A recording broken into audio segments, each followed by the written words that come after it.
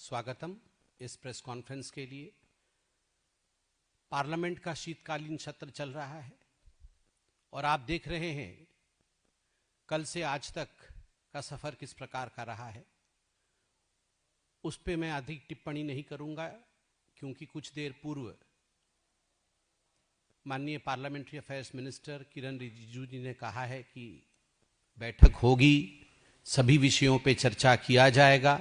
वह सब आपने सुना है, मगर कल से आज तक दो महत्वपूर्ण विषय हैं जिनको मैं यहां रखना चाहूंगा। एक तो जिस प्रकार से पार्लियामेंट के सदस्यों का, पार्लियामेंट का और पार्लियामेंट के बिल्डिंग के अंदर काम कर रहे सभी कर्मचारियों का कांग्रेस पार्टी ने और कांग्रेस पार्टी के सर्वोच्च नेता ने अपने बयान से उनको अपमानित किया है। एक विषय वह है जो रेणुका चौधरी से राहुल गांधी तक बयान आए हैं, उस पर हम चर्चा करेंगे। और दूसरा विषय एक टेक्निकल इशू है जिसके विषय में आपको अभी तक बहुत कुछ मालूम पड़ा है, मगर फिर भी एक महत्वपूर्ण विषय है संचार साथी का, उस पर भी संक्षेप में चर्चा करेंगे। पहला, लोकतंत्र में पार्लियामेंट सर्वोच्च मंदिर होता है। Parliament is the highest temple of democracy. उसकी एक गरिमा होती है, प्रतिष्ठा होती है, एक मर्यादा होता है पार्लियामेंट का। और पार्लियामेंट के अंदर मैं बड़े प्यार से कहना चाहूंगा, बहुत सम्मान से कहना चाहूंगा, पार्लियामेंट के अंदर चाहे वो सांसद हो या चाहे वो सफाई कर्मचारी हो, सभी की प्रतिष्ठा होती है, क्योंकि हम सब किसी न किसी तरीके से जनता से जुड़े हुए हैं और उस मंदिर की सफाई में, अर्थात लोकतंत्र को स्वच्छ और सुंदर रखने में लगे हुए हैं। चाहे वो सिक्योरिटी के अधिकारी हो, चाहे वो कैंटीन में काम करने वाले व्यक्ति हो, सभी को मैं नमन करता हूं। सभी की इज्जत है, क्योंकि जनता जनार्दन ने जहां सांसदों को चुन के भेजा है, वहीं जो अपनी सेवाएं प्रदान कर रहे हैं सांसद के भवन के अंदर, सदन के अंदर, उनका भी एक बहुत महत्वपूर्ण रोल होता है। वैसे में कल जब रेणुका चौधरी जी, जो कि एक सम्मानित सांसद स्वयं है, वो कल जब अपने पेट डॉग को लेकर आई, चलिए नियम क्या है, कानून क्या है, इस पर तो चर्चा बाद में करेंगे। जब किसी ने उन पर सवाल पूछा, मीडिया के किसी बंधु ने पूछा, किसी दूसरे सांसद ने नहीं पूछा, उनसे सवाल पूछा गया, तो उन्होंने ताच्छल्य से, उन्होंने जिस प्रकार मजाक में कहा कि ये तो छोटी सी प्राणी है, गूंगी है, ये काटती नहीं है, काटने वाले तो अंदर बैठे हैं, काटने वाले तो सरकार चलाते हैं। ये अपने आप में बहुत ही, सोचो तो कोई विषय नहीं है, मगर सोचो तो आप देखिए सदन की गरिमा को भंग करने का प्रयास है। और आज भी, और आज से पहले भी कई बार लोकसभा के अध्यक्ष माननीय ओम बिड़ला जी ने हम सबको यह कहा है कि चाहे पार्लियामेंट हो, चाहे पार्लियामेंट की परिधि हो, सांसद का व्यवहार, सांसद का विचार और सांसद की वाणी में गरिमा होना चाहिए। कभी भी सदन के मर्यादा को धूमिल करने की चेष्टा किसी सांसद को नहीं करना चाहिए। सही है, लोकतंत्र में आवश्यक नहीं है कि दो पार्टी के लोगों का आपस में बहुत सहमति हो, असहमति हो सकती है, हम शत्रु नहीं हैं, मगर ऐसा नहीं है कि हम दुश्मन हैं एक दूसरे के और हम खून के प्यासे हैं एक दूसरे के। कभी भी ऐसा नहीं होना चाहिए कि अभद्रता, अशालीन भाषा का प्रयोग अपने मित्र सांसदों के लिए किया जाए। रेणुका चौधरी कहती है, जब उनसे पूछा गया, और मैं बार बार कहता हूं, यह प्रश्न मीडिया ने पूछा कि प्रोटोकॉल है क्या कि आप अपने पेट को ला सकती हैं सदन में, तो उन्होंने कहा कौन सा प्रोटोकॉल? देखिए, हर चीज का प्रोटोकॉल होता है, हर चीज के नियम और कायदे होते हैं, और हम सब नियम, कायदे और प्रोटोकॉल से बंधे हुए हैं। कोई भी प्रोटोकॉल से ऊपर नहीं है, कन्वेंशन से ऊपर नहीं। क्या कोई कानून बना हुआ है? यह रेणुका जी ने पूछा। मैं भी अध्ययन करके नहीं आया हूं कि कानून बना हुआ है या नहीं बना हुआ है, मगर कहने का तरीका और कहने का लहजा, अगर हर सांसद ऐसे सोचने लगे कि लिखित में नहीं है, लिखित में तो यह भी कहीं कानून नहीं बना हुआ है कि हम अपने माता पिता का सम्मान करें। कहीं लिखा हुआ है क्या?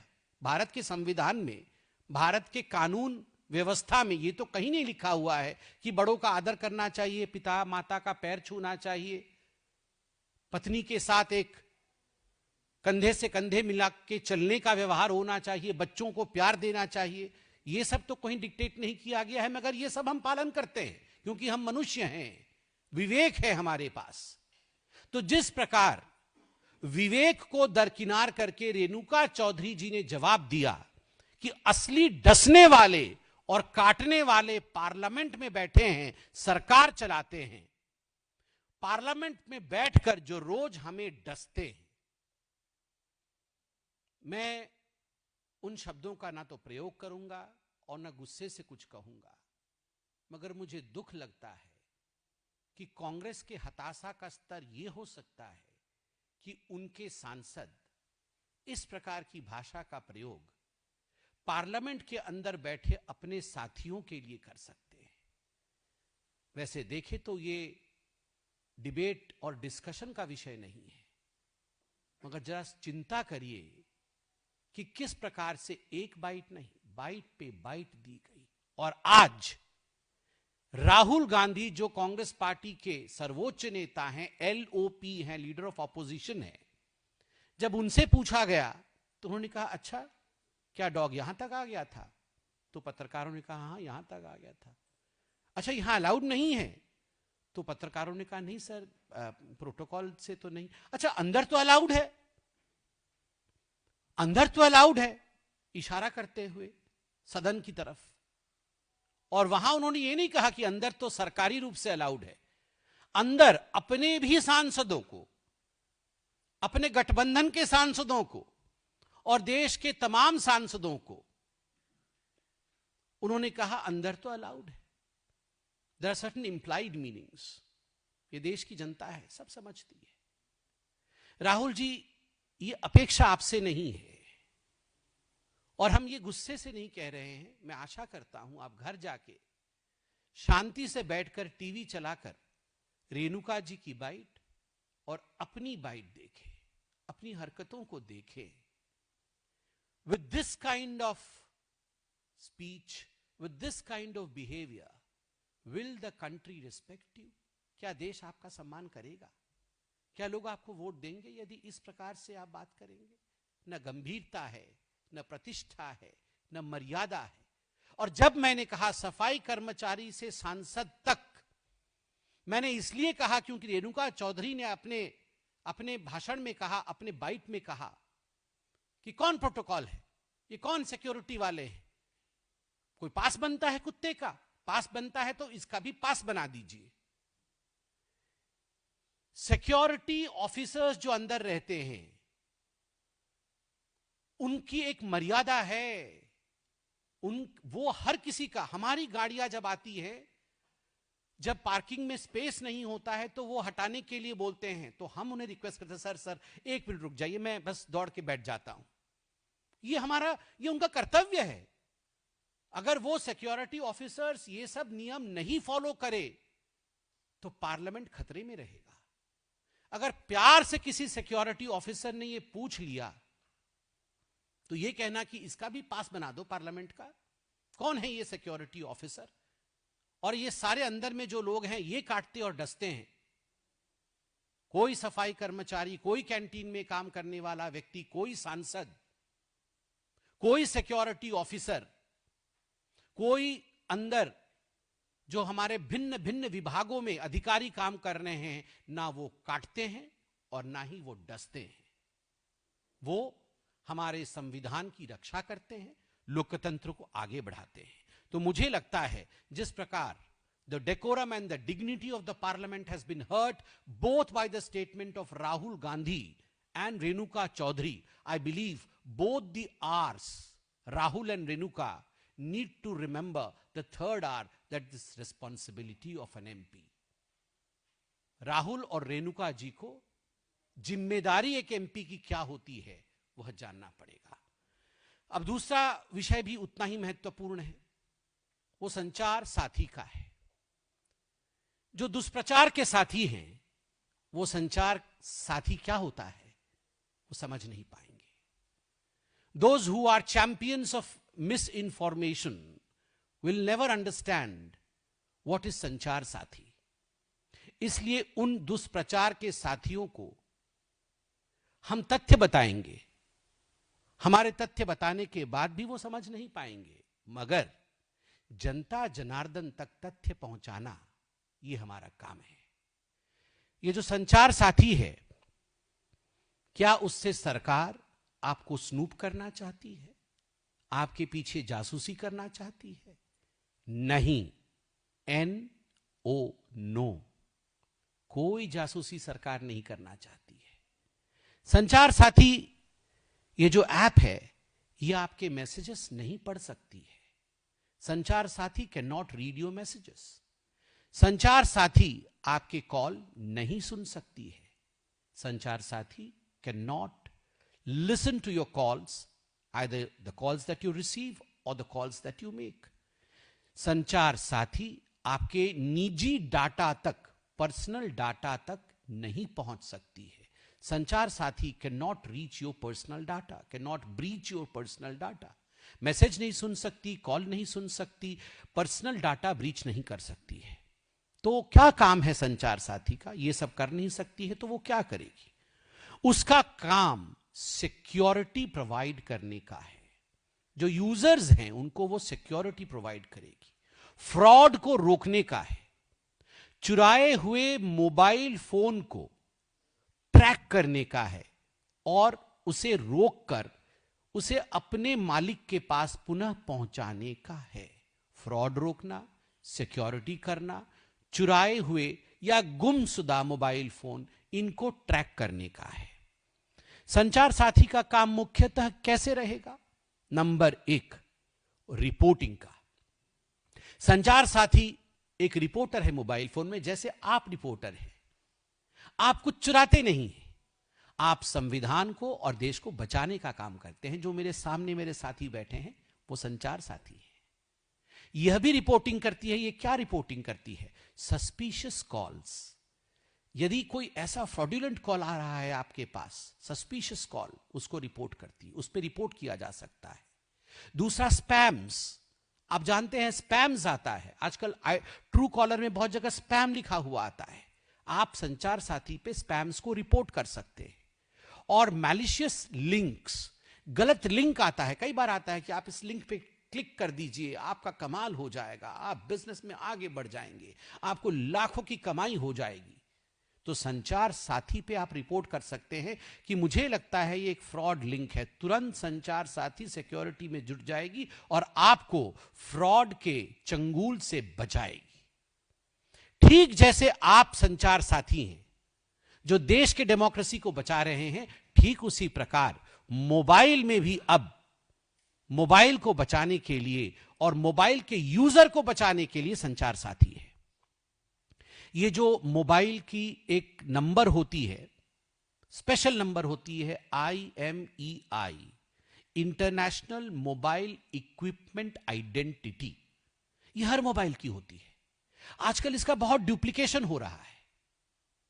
तो ये संचार साथी के माध्यम से इसके डुप्लीकेशन को रोकना, और अगर किसी ने डुप्लीकेट बनाया है तो उसको फॉलो करके आपके मोबाइल फोन को आप तक फिर से वापस लाना, यह संचार साथी का काम है।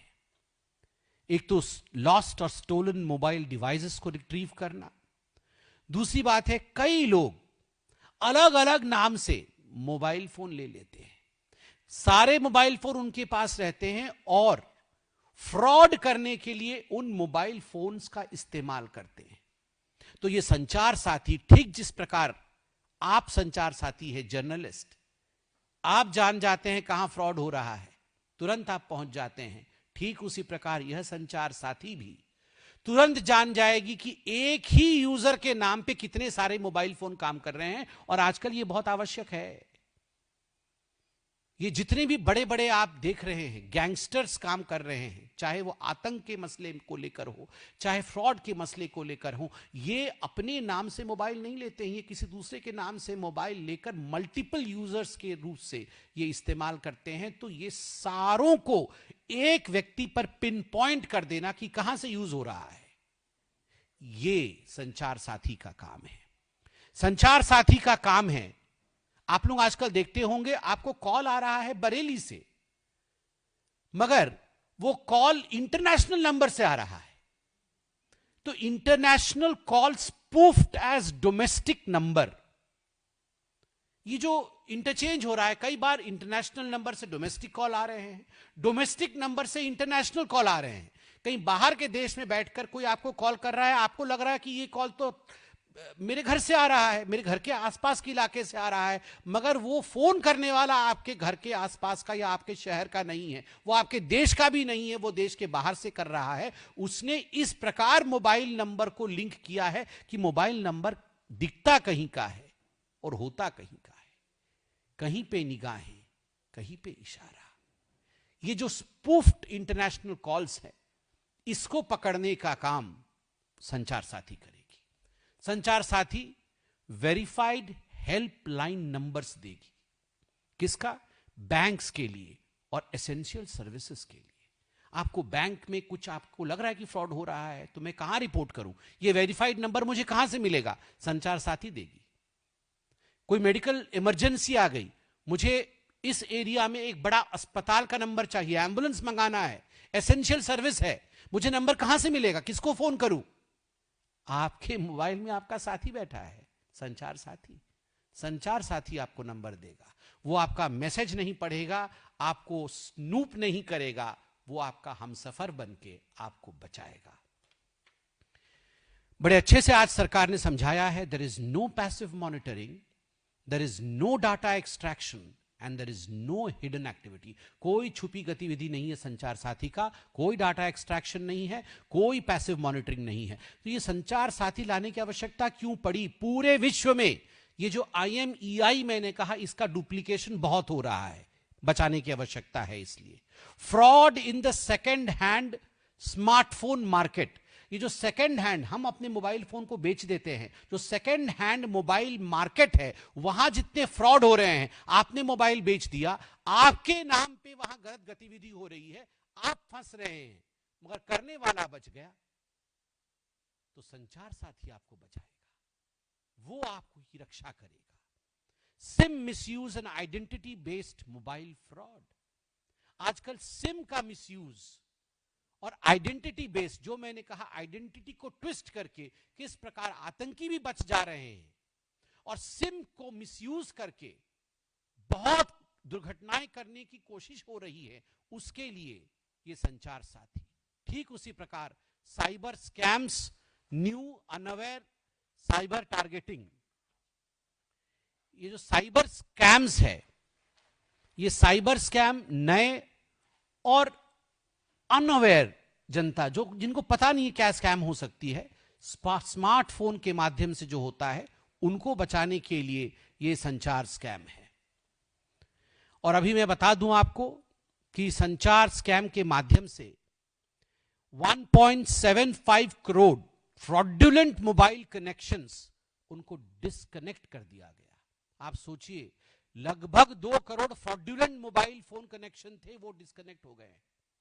इतने 1.75 crore fraudulent connections, 26 lakh stolen phone, 26 दशमलव समथिंग है, लगभग 27 लाख के आसपास है, इतने फोन चोरी हुए थे, वो अब लोकेटेड हो गए हैं। और 7.5 लाख मोबाइल फोन जो चोरी हुए थे या खो गए थे, वो उनके ओनर तक पहुंचा दिए गए हैं। और जो लोग कह रहे हैं ये तो कंपलसरी है, ये डिलीट नहीं कर सकते हैं, अभी सरकार ने स्टेटमेंट जारी किया है, It is our duty to introduce this app to everyone. Keeping it on their device or not is up to the user. It can be deleted from the mobile phone just like any other app. आप इस app को रखना चाहते हैं, स्वागत है. आपको लगता है इस ऐप को रखना नहीं चाहिए, आप डिलीट कर दीजिए. मुझे पता है कौन कौन डिलीट करेंगे. जो लोग, देखिए, चोर की दाढ़ी में तिनका, चोर की दाढ़ी में तिनका, ये कहावत है. तो स्वाभाविक रूप से जिनको लगता है कि हमने सारी गड़बड़ियां अपने फोन से की हुई हैं, वो कदाचित संचार ऐप का प्रयोग नहीं करेंगे. और उसमें कौन कौन है आप अच्छे से जानते हैं, अच्छे से जानते हैं. उनके नाम पे एफआईआर भी हुआ है, अभी एफआईआर भी हुआ है. 5,000 करोड़ का गबन भी किया है, बेल पे बाहर है. मैं चैलेंज देता हूं, आप जरा उनका मोबाइल चेक करिएगा, संचार ऐप कदाचित नहीं होगा. क्योंकि उन्हें पता है, उनको डर है, वो जानते हैं कि ऐसा कुछ नहीं है, मैसेज नहीं पढ़ सकती, कॉल नहीं सुन सकता है, कोई डाटा ब्रीच नहीं हो सकती है. मगर मन के अंदर चोर बैठा हुआ है कि हमने तो सारी गड़बड़ियां की हुई है. रोज फोन पे बोलते हैं, अरे अब हम कैसे बचे, हम तो पकड़े जाएंगे. तो जिनके मन में चोर है वो संचार ऐप डाउनलोड करेंगे ही नहीं. अभी मैं देख रहा हूं, मुझे अभी कागज भी दिया गया, मल्लिकार्जुन खड़गे जी ने ट्वीट किया है संचार ऐप को लेकर. संचार साथी app is yet another addition to the long list of attempts by the BJP to strangulate the voice of people. Sorry, Mr. Khadge, not to strangulate the voice of people. S for strangulate nahi hai, S for security hai. To secure the voice of people, to secure this device called as mobile, without which today life is difficult. And we need to secure this app. We need to secure this device, and that is why the government has brought Sanchar Sathi, Mr. Khadge. Khadge ji आगे लिखते हैं, Modi government's unilateral directions to preload this app without taking into confidence various stakeholders and citizens is akin to dictatorship. Why does the government want to know what citizens talk with their family and friends? Unilateral decision है. किसने कहा unilateral decision है? जैसे सारे app हैं, उसी प्रकार ये एक ऑप्शनल ऐप है, आप डिलीट भी कर सकते हैं. मगर ये यूनिलैटरल डिसीजन, मोदी जी के सरकार में कोई डिसीजन यूनिलैटरल नहीं होता है. सारे स्टेक होल्डर्स के साथ उचित बातचीत करने के पश्चात, सभी को कॉन्फिडेंस में लेने के बाद, सभी की जो संवैधानिक अधिकार है उसको किस प्रकार बचाया जाए, उन सब पर चर्चा करने की बाद, उसके बाद ही कोई नियम बनते हैं. बात अलग है कि ये ऑपोजिशन और खास करके कांग्रेस पार्टी ना तो अपने आप को शायद स्टेक होल्डर सोचती है, ना समझती है, और ना इस पे डिबेट और डिस्कशन करना चाहती है. तभी ये पार्लियामेंट से उठकर भाग जाती है. पार्लियामेंट में भी डिस्कशन करती है तो किस पर करती है? Dogs, not on protection of democracy. मुझे दुख है इस विषय का. आगे लिखते हैं खड़गे ji, we are not witnessing this for the first time. Income tax laws bulldoze the turnout digital lives into 24/7 monitoring zone. Every click, chat, payment up to grabs without consent. इनको तो दिक्कत होगी ही इनकम टैक्स लॉस से. Congress party इतने दिनों से income tax evasion, और याद करिए इनकम टैक्स इवेजन के कारण राहुल गांधी के ऊपर केस भी हुआ. तो इनकम टैक्स का शुद्धिकरण जब भी होगा, गांधी परिवार को इनकम टैक्स के शुद्धिकरण से दिक्कत होगी ही होगी. RTI strangle by tweaking sections, less accountability, more darkness. Kharge साहब, कोई डार्कनेस नहीं है. सुप्रीम कोर्ट भी है, हाई कोर्ट भी है. कितने विषयों को लेकर आप कोर्ट में गए हैं? आप बताइए, एक भी विषय को लेकर आप कोर्ट में गए हो और वहां कोर्ट ने वहां न्याय नहीं किया हो? ऐसा हो ही नहीं सकता है. Pegasus scandal prove that we fear what we feared. Pegasus scandal supreme court में गया था ना. राहुल गांधी जी से फोन मांगा गया था ना, आप अपने फोन में, आपको लगता है आपके फोन में पेगासस है, सबमिट. ना, मैं अपना फोन नहीं देता. क्यों? क्यों भैया, आपके फोन में इतना बड़ा पेगासस था? सुप्रीम कोर्ट ने सिरे से खारिज किया पेगासस को।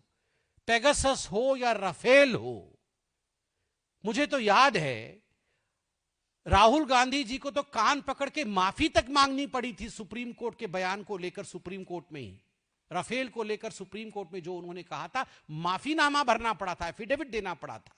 उसके बाद फिर से आज खड़गे जी पेगासस के बारे में बोल रहे हैं। Snooping, surveilling, scanning and peeping to confiscate, control, command and monetize citizen right is the hallmark of BJP tyrannical regime. No wonder Modi government has vehemently opposed making citizens' privacy to be declared as fundamental right in the Supreme Court. Democracy perishes. वो जिस दिन बिहार में आ रहे थे ना, उसी दिन democracy उनके लिए पेरिश हो गया था। 2014 के बाद डेमोक्रेसी पेरिसेस उनका एक ही टेप है जो चलता रहता है। पार्लियामेंट में जिस प्रकार का व्यवहार है, वेल में उतर करके कागज फेंकना, तख्तियां लेकर खड़े हो जाना। और आज मैं खुद देख रहा था, जब माननीय मंत्री जी बोल रहे थे, उनके सामने उछल रहे थे ताकि उनकी फोटो आ जाए मंत्री जी के मुंह के सामने। Is this dictatorship of the government और is this misendeavour and misbehaviour of the opposition Congress party? आप बताइए। नर्सरी क्लास के बच्चे भी ऐसा व्यवहार नहीं करते हैं जिस प्रकार राहुल गांधी एंड कंपनी व्यवहार करती है। और उसके बाद ये चिट्ठी भेजते हैं कि डेमोक्रेसी समाप्त हो गई। खड़गे साहब बड़े स्पष्टता के साथ संचार साथी के विषय में भारतीय जनता पार्टी ने और सरकार ने अपना विषय रखा है।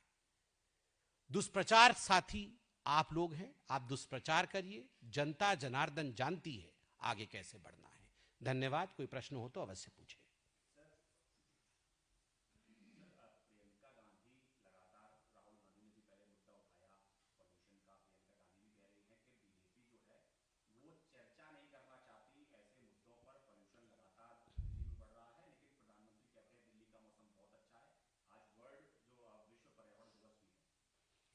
किसने कहा हम चर्चा नहीं करना चाहते?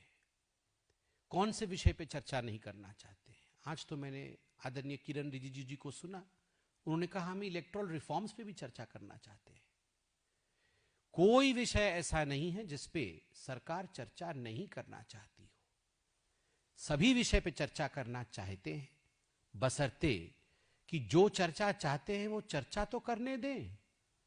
वो पार्लियामेंट को कम से कम पार्लियामेंट तो समझे। जिस प्रकार पार्लियामेंट में उनका व्यवहार है, मुझे दुख लगता है कि कौन चर्चा नहीं चाहता है, ये आम जनता भी जानती है। अभी मुझे लगता है पार्टी में मीटिंग्स चल रही होंगी सभी पार्टी की, और मुझे इस पर अधिक टिप्पणी नहीं करनी चाहिए। मुझे सिर्फ इतना कहना चाहिए कि मैं भी अपील करता हूं पार्टी के प्रवक्ता के नाते, पार्टी की ओर से, कि तू मैं नहीं, हम के साथ, हम सब देश के भले के लिए खड़े हैं। हम के भावना के साथ आगे आए और हर विषय पर चर्चा करें।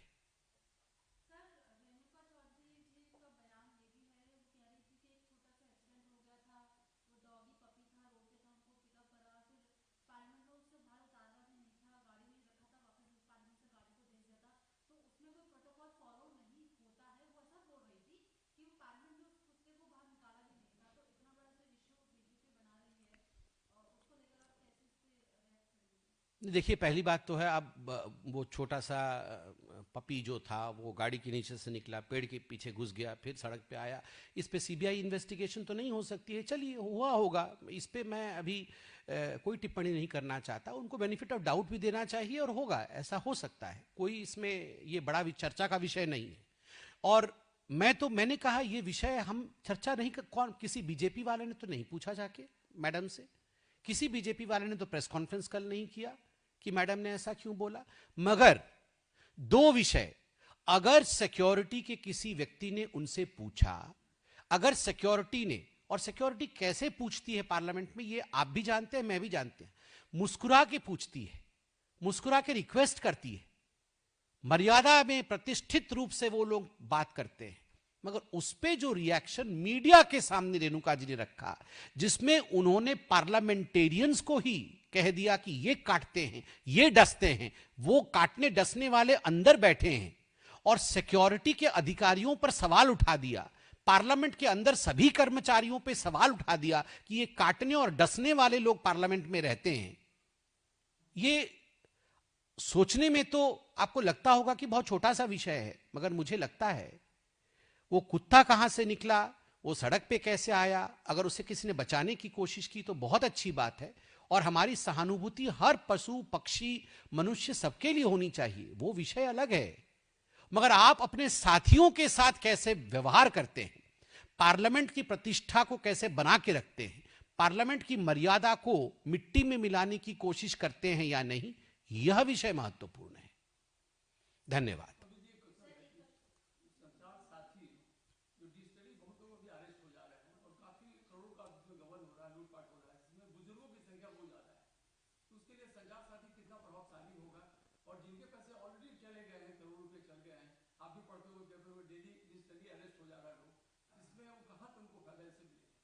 देखिए, संचार साथी, जैसे मैंने कहा कि विगत कई वर्षों से जिस प्रकार से डिजिटल वर्ल्ड में फ्रॉड हो रहा है, बुजुर्ग लोग जिनको वो जो लिंक्स के विषय में पता नहीं होता है, स्मार्टफोन के यूज को लेकर शायद वो उतने एक्सपर्ट नहीं होते हैं, उनको समझाना पड़ता है, वो इसके शिकार होते हैं। स्वाभाविक रूप से इसी इतिहास को ध्यान में रखकर संचार साथी कई वर्षों से उसकी डिजाइनिंग चल रही होगी और अब जाके वो बनी है, वो बना ही है किसी बुजुर्ग के सहायता के लिए, आप और हम सब के सहायता के लिए, किसी मोबाइल खोने वाले के सहायता के लिए। उस पर कोई डाउट होगा तो सरकार है, उसकी पूरी डिटेल सामने आएगी, उस पर डिबेट डिस्कशन करिए। मगर कोई डिस्कशन पार्लियामेंट में नहीं, पार्लियामेंट चलने देना नहीं है।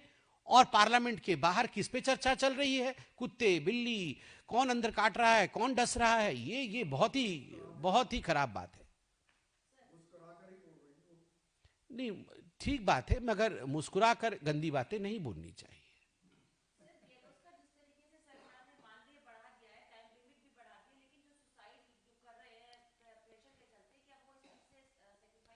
देखिए, ये विषय इलेक्शन कमीशन का है, मैं पार्टी के टेबल से प्रेस कॉन्फ्रेंस कर रहा हूं। मुझे लगता है इलेक्शन कमीशन के इस विषय पर मुझे कोई कमेंट नहीं करना चाहिए। और आप लोग तो मीडिया है, स्वाभाविक है, आप लोग इलेक्शन कमीशन भी जाते हैं, वहां भी प्रश्न करते हैं, ये प्रश्न अवश्य उनसे पूछें। बहुत